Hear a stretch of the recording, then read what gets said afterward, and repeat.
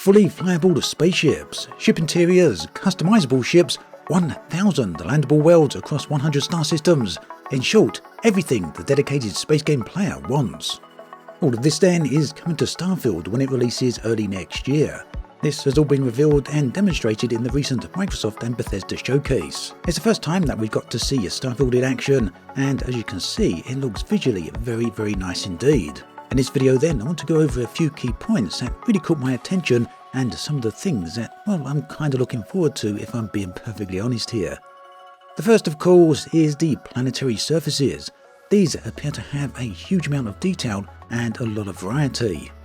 Now, many people who've been playing space games over the past 8 years or so have, well, really been looking forward to the ability to land on fully atmospheric planets. It's something that so far only really Star Citizen has managed to offer. But even there, it's come with limited gameplay. But in theory, the story should be very different when it comes to Starfield. So it seems very likely that much of the gameplay will surround the typical Bethesda hallmarks. That will be a story-focused campaign, as well as probably dozens if not hundreds of side quests. Bethesda also touched on the fact all of this will include the ability to customize your character, level them up, as well as give them new skills and abilities. This then is a very important thing when it comes to any RPG. Bethesda have kind of moved away from some of this in recent times, but Starfield appears to be very much about returning to the ability to fully customize your character. That includes their character's backstory. We also got to see some combat in action, which included gunplay.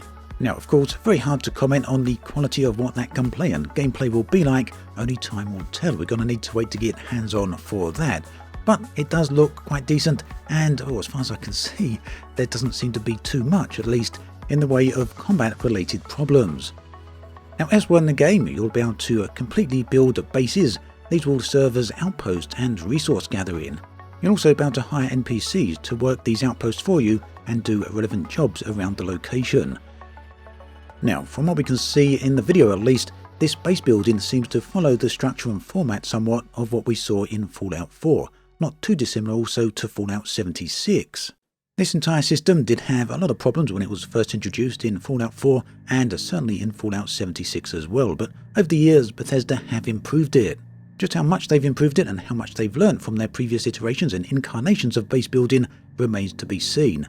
But it does look to be a pretty key feature for Starfield, so hopefully that side of things is going to work out well. Graphically and aesthetically, the bases look very nice indeed, so looking forward to trying that out. So, moving on, here we come to the subjects I'm most interested in with Starfield. Being a huge space game fan, of course, this is the stuff that's really going to interest me, and hopefully it's going to interest a lot of you as well. The first part is spaceships.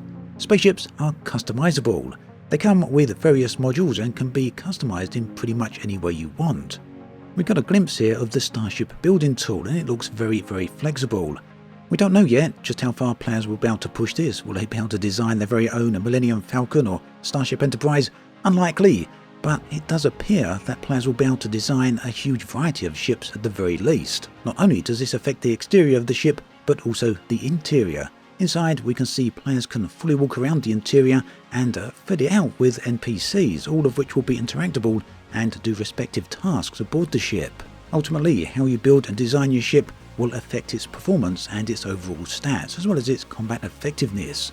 The big news that everyone has been waiting for then, since Starfield was announced, is that yes, spaceships can be flown.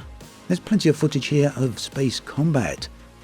Now, with this sort of thing, it's always a bit of a balance for the developers. Just how much do you balance the flight model, for example? Do you go towards the hardcore flight sim area, or do you switch more towards the arcade area? From what I can tell in the footage here, it looks like they've gone for a bit of both and set their sights somewhat in the middle. Whilst it doesn't appear to be full-on hardcore flight sim, it's also not full-on arcade either, so a nice balance there by the looks of things.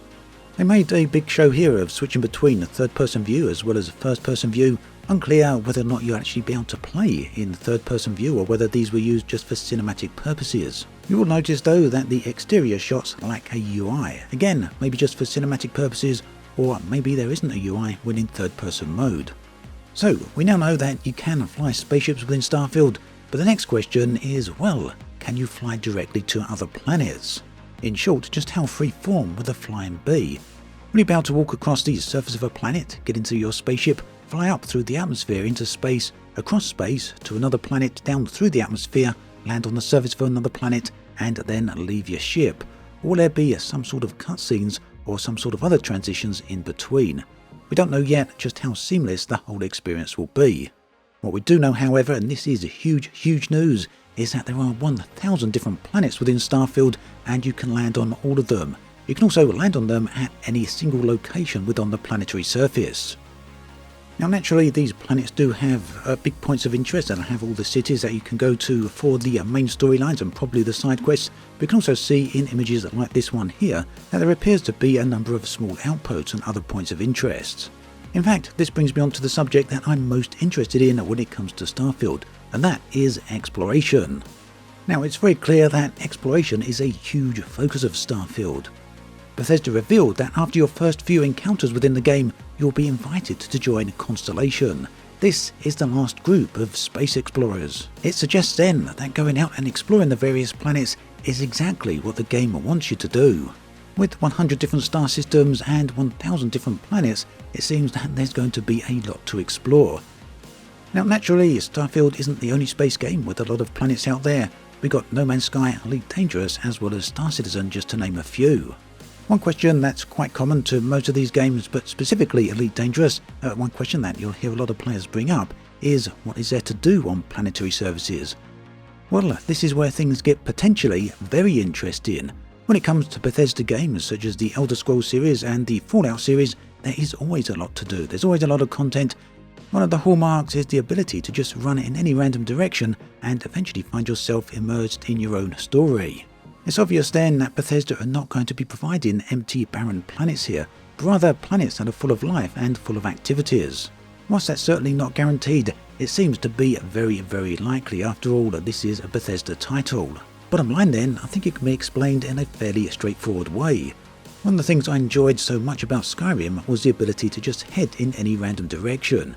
Eventually you'll come across some encounter, maybe that's with an NPC, maybe it's with a dungeon, or just perhaps you'll encounter some random quest. Over the years I've lost hundreds of hours to this type of gameplay, and I know I'm not alone in that. So when you combine that type of gameplay with 1,000 different planets, as well as the ability to fly to any of them in a spaceship, well, that opens up a lot of possibilities. For me then, it feels as though the hype train is very real, and I'd be lying if I said I wasn't excited for all the possibilities that Starfield represents. It's important though to keep in mind and remember to keep our feet firmly rooted to the ground. This is a video game after all, it's one of the most anticipated ones, and we know how that's gone with many of the most recent highly anticipated games. It's possible, in fact very likely, that Starfield will launch with a lot of bugs. It's also very likely that people will have different expectations about what the game will bring them and what it will deliver, and not all of those expectations are going to be met. Some important points to keep in mind then. But also, it's completely understandable why there's so much excitement surrounding this title. After all, there's not really anything else out there that comes even close. It's very clear that people for a long time now have wanted a big, vast, freeform space game, the ability to fly anywhere they want, with spaceship interiors and the ability to get out and have full interactions with the environment on whatever planet they land. Other titles have tried it of course, but all pretty much in half measures, and they're not quite there yet. It seems then that Starfield is going to get there first. Whatever way it goes then, we're going to have to see how it unfolds and also keep those important caveats in mind. All that said though, this showcase, this demonstration has been very impressive, and it looks like space games are finally perhaps heading in the right direction. Do let me know your thoughts and feelings in the comment section below, I'd love to hear from you.